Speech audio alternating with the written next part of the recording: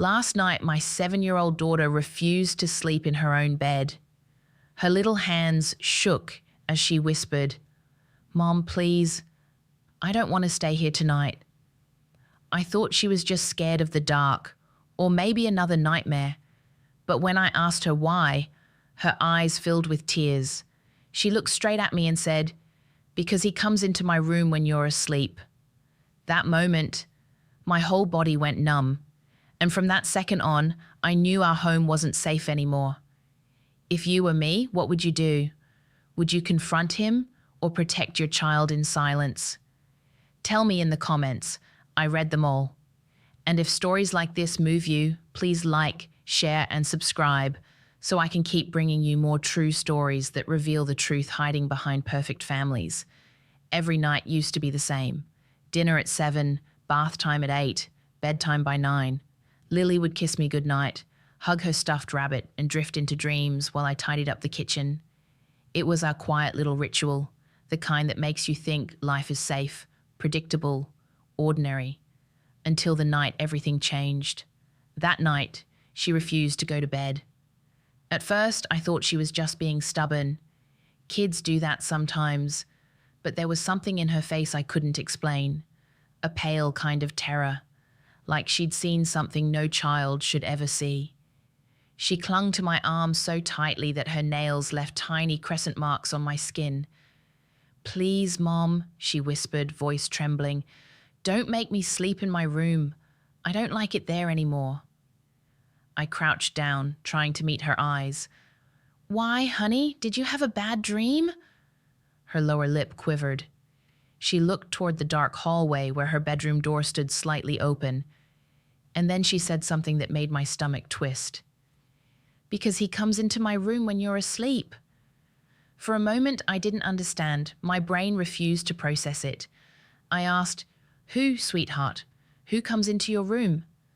But she just shook her head, tears filling her eyes. "I can't tell you. He said you wouldn't believe me." Something cold spread through my chest. I told myself maybe she'd been dreaming, or maybe she'd overheard something on TV. Kids mix things up all the time. But the fear in her eyes, that was real. Children don't fake that kind of fear. I walked her to her room anyway, telling her softly that everything was fine. The air felt heavy, thicker somehow. When I reached for the doorknob, Lily pulled my hand back. "Don't go in there, Mommy, please." Her voice cracked on the last word. My hand was trembling as I turned the knob. The room looked perfectly normal. Pink walls, toys in their baskets, fairy lights twinkling along the headboard. But the atmosphere was wrong. It was too still, the kind of silence that presses against your ears and makes your heart beat louder.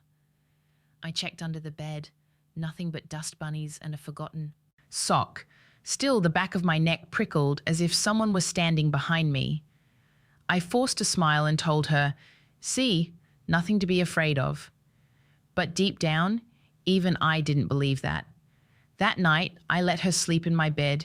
She wrapped her tiny arms around me and didn't let go. Her body was shaking long after she'd closed her eyes. I lay there, staring at the ceiling, replaying her words again and again. "He comes into my room when you're asleep." I wanted to believe she was imagining things. I wanted to be the rational mother who says, "There's nothing there, sweetheart, go back to sleep." But a part of me, the part that knows when something's wrong even without proof, whispered that this wasn't over. Around midnight, I woke up to the faint sound of footsteps, slow, careful, coming from the hallway. For a second, I thought it was just the old wood creaking under the weight of the wind. But then the floorboards outside my door groaned again, one step closer. I held my breath, listening. The house was supposed to be empty. Daniel had left for a business trip that morning. It was just me and Lily. And yet, someone was there. I pulled Lily closer, feeling her heartbeat against my chest. She stirred, half awake, and whispered, "Mom, he's here." My throat went dry. I didn't move, didn't breathe. I just stared at the dark outline beneath the door, and for a second, I swear I saw a shadow move. That was the night I realized my daughter's fear wasn't just a nightmare, it was a warning.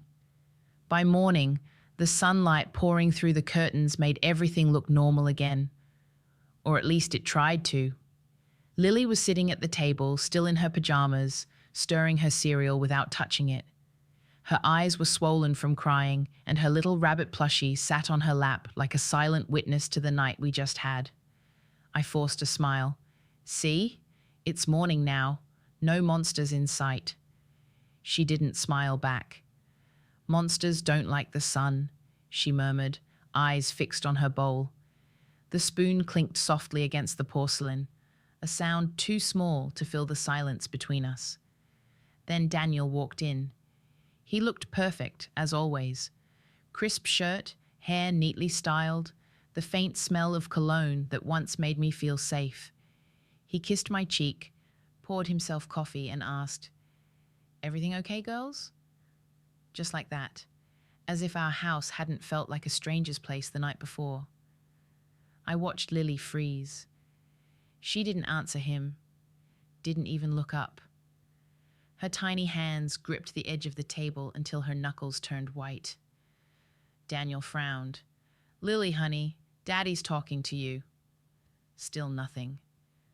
I laughed nervously, trying to lighten the moment. She didn't sleep well. Nightmares again. He sighed, took a sip of coffee, and muttered, "You really should stop letting her watch those cartoons before bed." He said it kindly, with that calm, authoritative tone he always used. The one that made everyone else think he was the perfect husband. But to me, it sounded like something else, like a warning disguised as advice. When he left for work, the air in the kitchen changed. Lily exhaled like she'd been holding her breath the whole time. I reached across the table and touched her hand. "Sweetheart, is there something you want to tell me about Daddy?" Her eyes darted toward the door he'd just walked through. Then she whispered, "He doesn't like when I talk to you." My heart sank. I wanted to ask more, but she shook her head quickly, her voice dropping to a whisper. "If he hears me, he'll be mad." That day, I couldn't focus on anything. Every corner of the house felt off. The framed family photos looked too perfect, like props. Daniel's shoes were lined up by the door in a straight military row, something he always insisted on. The more I looked around, the more I realized how much of our life was arranged by him. Where things went, when we ate, when we spoke. Even the smiles in the pictures felt rehearsed. By afternoon, I convinced myself I was being paranoid. Maybe Lily was just having separation anxiety, or maybe she'd overheard Daniel on the phone and misunderstood. I tried to believe that. God, I tried. But that night, when Daniel came home early, she ran straight to her room and locked the door. He laughed it off. Guess I'm not the favorite parent anymore. But when I looked at Lily through the crack of her door, she was sitting on the floor with her hands over her ears, whispering, "Go away, go away, go away." Something inside me broke a little that night. I lay beside Daniel in bed, staring at the ceiling, pretending to sleep. He was scrolling through his phone, smiling faintly at something I couldn't see. For the first time in years, I realized I didn't know this man beside me.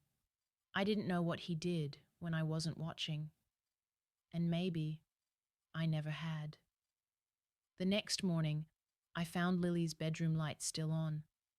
Her rabbit was on the floor, and her blanket was missing. I found her curled up in the hallway, asleep against the wall. When I lifted her gently into my arms, she murmured, "I waited for you, Mommy.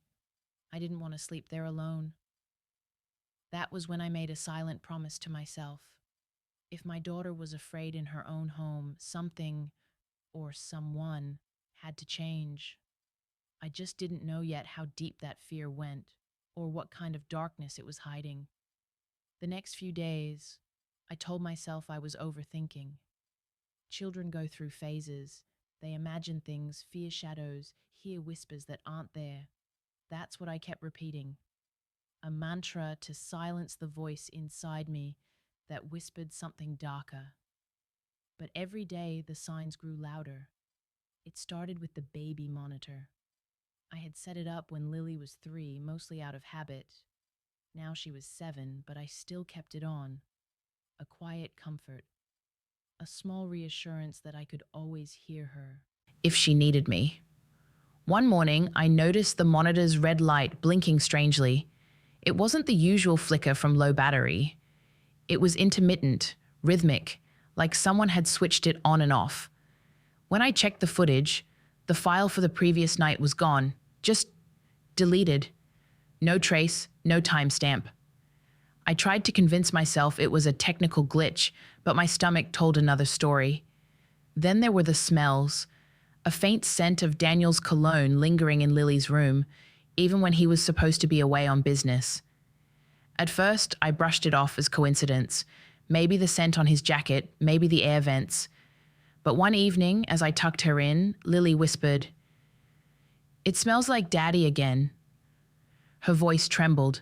I looked around, forcing a smile. "Maybe he hugged you earlier, sweetheart." She shook her head. "No, it smells like him when he's angry." I froze. That night, after she fell asleep, I walked quietly through the hallway. The house was still, except for the hum of the refrigerator. When I passed by the living room, I noticed something odd. The small drawer in the TV stand slightly open. Inside was Daniel's spare phone. He always carried one, but this one was locked with a password I didn't recognize. I didn't touch it. Not yet. But a seed of dread had already taken root inside me. The next day, I tried to record Lily's room again. This time, I left my own phone hidden behind her bookshelf, camera on. When I checked it in the morning, the recording stopped at exactly 10:37 p.m. The file ended mid-frame, just static. Right before it cut off, there was a faint sound, a door creaking open. When I showed the video to Daniel, pretending it was just about the malfunction, he smiled too easily. "You and your detective games," he said, ruffling my hair. Then he added something that made my blood run cold. "You should stop leaving your phone in her room. It's creepy." I hadn't told him where I'd put it. That night, I locked my door for the first time since we moved into this house. Lily slept beside me, her little hands clutching her rabbit-like armor. I lay awake, listening. Every click of the pipes, every gust of wind made my heart race. At some point, I must have drifted off, because the next thing I knew, it was 3 a.m., and I was awake again. The house was silent, too silent. Then I heard it, a faint thud, followed by another, coming from the hallway. I sat up, barely breathing. The sound grew clearer, measured, deliberate footsteps moving toward Lily's room. I wanted to believe it was a dream, but then came the soft squeak of her doorknob turning. My skin crawled. I grabbed my phone, but the screen stayed black, dead battery. Lily stirred beside me and whispered, half asleep, "Mom, don't go. He doesn't like when you look." I didn't move. I couldn't. I stared at the shadow that stretched under my door, stopping right at the threshold. It stayed there for what felt like forever. Then, nothing. Just retreating steps, quiet, controlled. By morning, Daniel was making breakfast as if nothing had happened. He smiled, said good morning, poured coffee, and asked, "Sleep well?" I stared at him, wondering how his voice could sound so normal when everything in me screamed. It wasn't. Later that day, I checked the monitor again. The red light was blinking, steady this time. I opened the feed. And for a split second before it went black, I saw it. A figure standing in Lily's doorway, just watching. Not moving, not speaking. Just watching. After that night, I couldn't shake the image from my head. That still watching figure at Lily's door. It had been less than a second, maybe a trick of the light. But deep down, I knew it wasn't. You can't mistake the feeling of being watched. I told myself I needed proof, something solid, not just fear. So the next day, while Daniel was at work, I searched. Not like a frantic woman, but quietly, carefully, the way someone walks through a minefield. Because by now I understood. Whatever was happening in my house, it wasn't random. And Daniel, he knew more than he let on. The first place I checked was his study, a room I rarely entered. It always smelled faintly of tobacco and expensive paper, and everything was arranged perfectly. Folders in alphabetical order, pens in parallel lines. That kind of order doesn't hide chaos. It hides control. In the bottom drawer under old tax forms, I found an envelope. It was thick, unsealed. Inside were printed papers with our names, mine and Lily's, listed as dependents. But they weren't tax forms. They were insurance policies. 3 of them, all taken out in the last 6 months. The beneficiary? Daniel. My hands went cold. At first, I tried to rationalize. Maybe he wanted to protect us. Maybe it was standard family planning. But why so many? Why without telling me? And why did the amounts increase with each policy? My pulse was racing as I skimmed through the pages. Then I noticed something that made me stop breathing. The most recent policy listed an accidental death clause. Double payout if the death occurred within the home. I had to sit down. The room was spinning. My own living room, my kitchen, my daughter's bedroom. All of it suddenly felt like part of a plan I didn't understand. A plan I was never meant to see. I put everything back exactly as I found it. Every sheet, every crease. Then I locked myself in the bathroom and stared at my reflection. My face looked different. Pale, older, like I'd aged years in an hour. I whispered to myself, "You're not crazy. You saw it." But it didn't help, because what I'd seen was worse than crazy. It was calculated. That night, I tried to act normal. Daniel came home at his usual time, greeted us with the same practiced smile. He hugged Lily, kissed my forehead, and asked what was for. Dinner. I felt my skin crawl under his touch. During dinner, Lily barely spoke. She kept glancing at him, then at me, like she was waiting for me to say something, to do something. But what could I say? "Hey, honey, why did you take out multiple life insurance policies on your wife?" No. I had to be smart, careful. Later that evening, while he was taking a shower, I went to the living room to breathe. That's when I noticed a small flash drive left beside his laptop. It was unlabeled, something he'd never leave lying around. My hands shook as I plugged it into my computer. Inside, there were folders named only by dates. When I opened one, I saw photos, not family photos, not work documents. They were screenshots from our home security system, hundreds of them, each one time-stamped at night, each one showing Lily's room. Some were of her sleeping, some were of her awake, sitting up, staring at the camera, terrified. And in a few, there was a shape behind her, tall, familiar, barely visible in the dark, but unmistakable once you saw it. Daniel. I couldn't breathe. My throat tightened, my hands went numb. The photos weren't new. They went back months. While I was sleeping peacefully beside him, he had been standing in her doorway, watching our daughter, night after night. I yanked the flash drive out, terrified he might come out of the shower and catch me.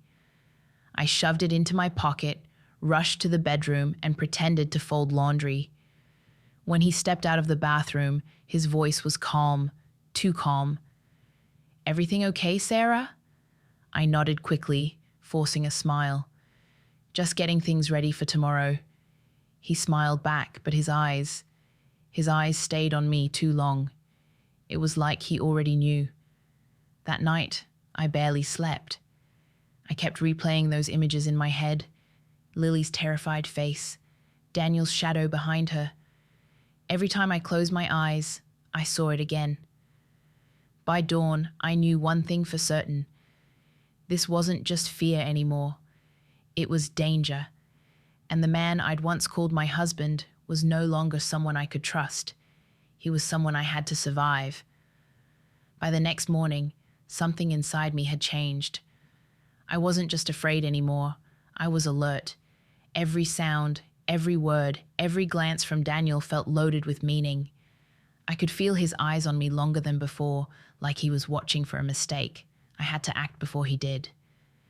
When he left for work that day, I told Lily I'd pick her up early from school. I needed a few hours alone, not to rest, but to investigate. I turned off my phone location, closed the curtains, and started searching again. There was one place I hadn't checked, the garage. Daniel always kept it locked, claiming it was too dangerous because of his tools.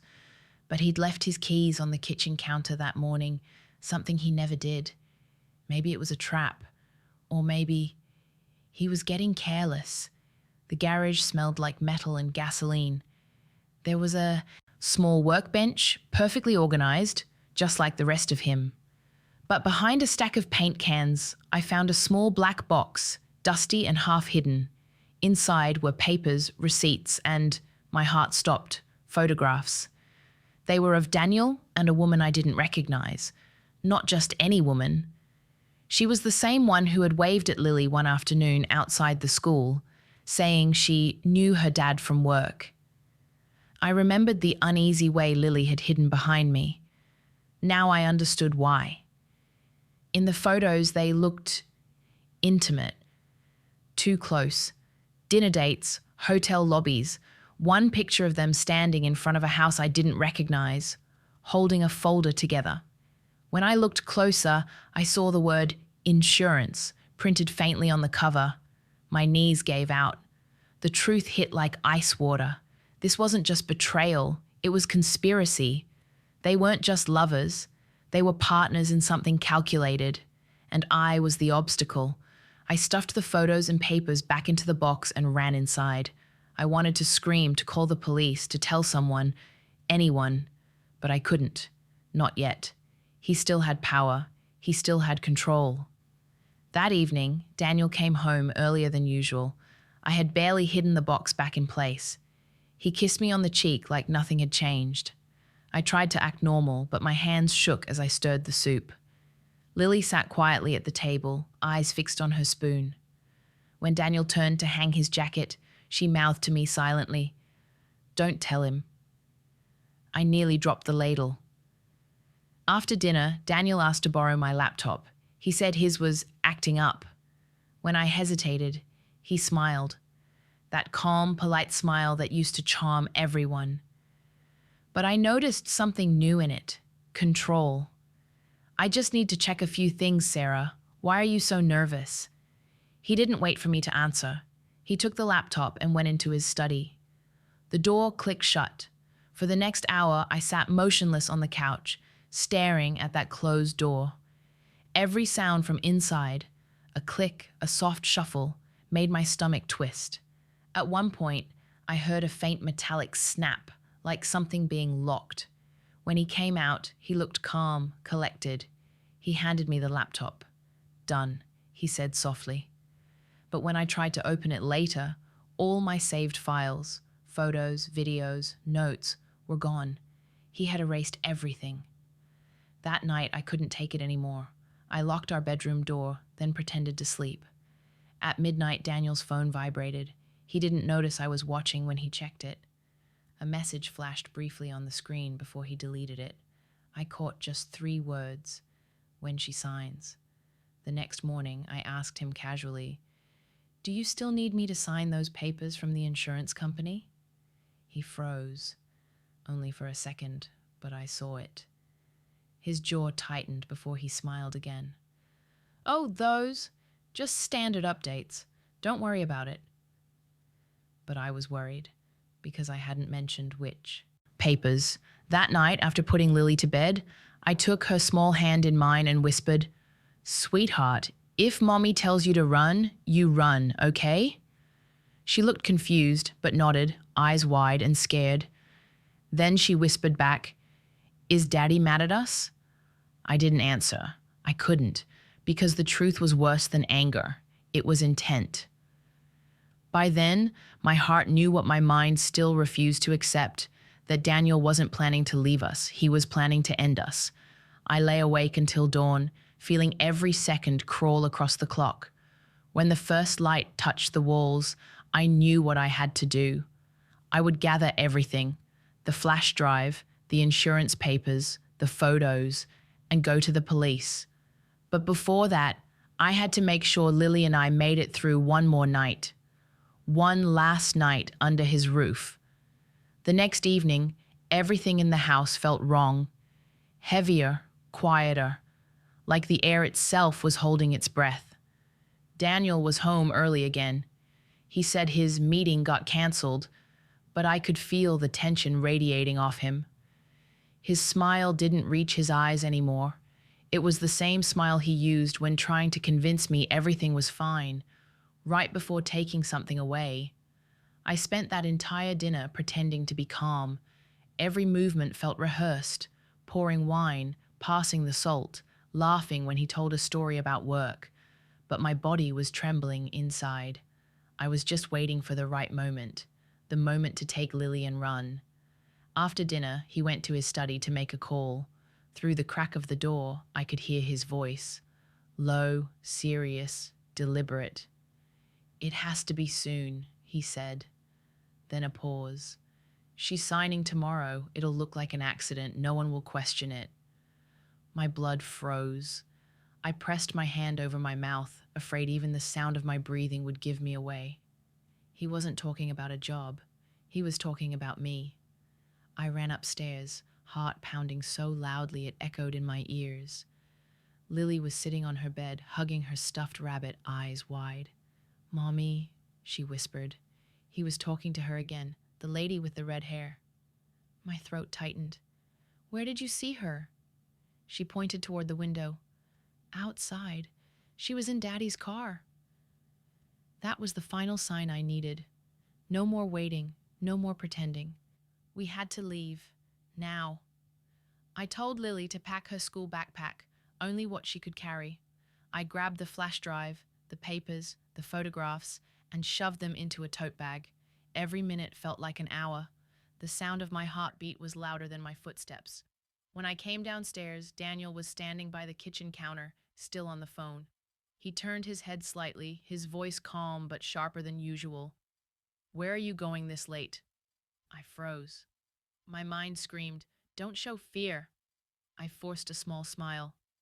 "Lily's not feeling well. I'm taking her to my sister's for the night." He tilted his head, studying me the way a cat studies a trapped mouse. Then he nodded slowly. "All right, drive safe." That should have been a relief. But the way he said it, it sounded final. I rushed Lily to the car. My hands shook as I buckled her seatbelt. The street was dark, empty, too still for that hour. As I turned the ignition, the dashboard light flickered, and the car wouldn't start. A thin smell of gasoline hit me. Then I saw it, the gas line beneath the car, cut clean. My vision blurred for a moment. He hadn't meant for me to drive away. He'd meant for me to die trying. I grabbed Lily's hand. "Out, now." We ran across the yard barefoot, through the side gate into the neighbor's driveway. Behind us, the porch light turned on. Daniel's silhouette appeared at the window, watching. I didn't stop. I couldn't. I ran until my lungs burned, until the sound of my heartbeat drowned out everything else. When we reached the end of the street, I flagged down a passing car, a woman with her teenage son inside. She saw the panic in my face and didn't ask questions. She drove us straight to my sister's house 2 towns away. Once inside, I locked every door, every window. Lily clung to me, whispering, "Mommy, is he going to find us?" I didn't answer right away. I just held her, feeling the weight of her tiny heartbeat against mine. Then I said softly, "Not anymore, baby. Not anymore." But even as I said it, I knew it wasn't over. Daniel was still out there, and people like him don't stop until they're exposed. That night, after Lily finally fell asleep, I sat alone in the kitchen, staring at the flash drive. It felt like a weapon. Small, silent, but powerful enough to destroy everything he'd built. And I knew exactly what I had to do next. At sunrise, I would take it, all of it, to the police. No more silence, no more pretending. He had set the trap, but I was the one who was going to end it. At sunrise, I drove straight to the police station. Lily stayed with my sister, still asleep, her little face finally peaceful after nights of fear. I wanted to believe we were safe now, but my hands were still trembling on the steering wheel. Because the truth is, when you've lived in fear long enough, safety doesn't feel real. It feels borrowed. The station smelled like old paper and coffee. A young officer at the front desk asked what I needed. When I said, "I want to report my husband," his expression changed. He led me to a small interview room and closed the door behind me. I told them everything, every detail, the insurance papers, the deleted footage, the photos, the phone calls. At first, the detective listening, a middle-aged man with tired eyes, seemed skeptical, until I pulled the flash drive from my pocket. He inserted it into his laptop, and within seconds, the room fell silent. On the screen, there were the images. Daniel standing in Lily's doorway at night, watching her, over and over again. The detective's jaw tightened. "You said your daughter is 7?" I nodded, unable to speak. He clicked through the next folder, the emails, the transfers, the documents showing the policies in Daniel's name. Each one a piece of the puzzle that finally made sense. He exhaled slowly. "Mrs. Walker, you did the right thing." He stood, whispered something to another officer, and they left the room together. I sat there alone for what felt like hours, clutching Lily's rabbit in my lap. When they came back, the detective's face was different, harder, more resolved. "We're issuing a warrant. He won't hurt you again." I should have felt relieved, but I didn't. Not yet. Not until I knew he was gone. By noon, the detective called me. His voice was calm, steady. "Mrs. Walker," he said, "your husband has been arrested." For a moment, I couldn't breathe. I sat there staring at the wall, listening as he explained how they'd found him at a diner on Route 6, meeting the same red-haired woman from the photos. They'd been discussing how to finalize the accident paperwork. When I hung up, my hands were shaking so badly I almost dropped the phone. I didn't cry. Not at first. It was like my body didn't know how. But then Lily came running into the room. My sister had told her we were safe, and she wrapped her arms around me. That's when the tears came. Not loud, not violent, just quiet streams that wouldn't stop. For days I couldn't stop thinking about the moment they put handcuffs on him. The same hands that used to hold me, the same smile that once made me feel loved. It was all a mask. And the worst part wasn't losing him. It was realizing he'd been gone long before I ever noticed. When the detective showed me the full report, I learned everything.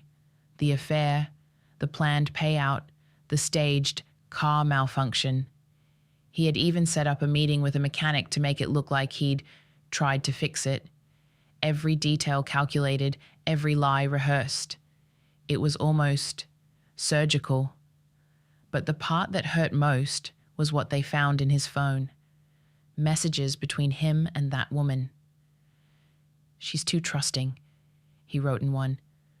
"Tomorrow, it's done." Tomorrow. If Lily hadn't begged me to leave that night, tomorrow might have been our last day alive. When I left the station, the sunlight felt different. It wasn't warm exactly, more like a weight lifting slowly off my chest. For the first time in weeks, I could breathe without fear of what waited behind my door. Justice doesn't erase the pain. It doesn't give you back the nights you spent awake, staring into the dark.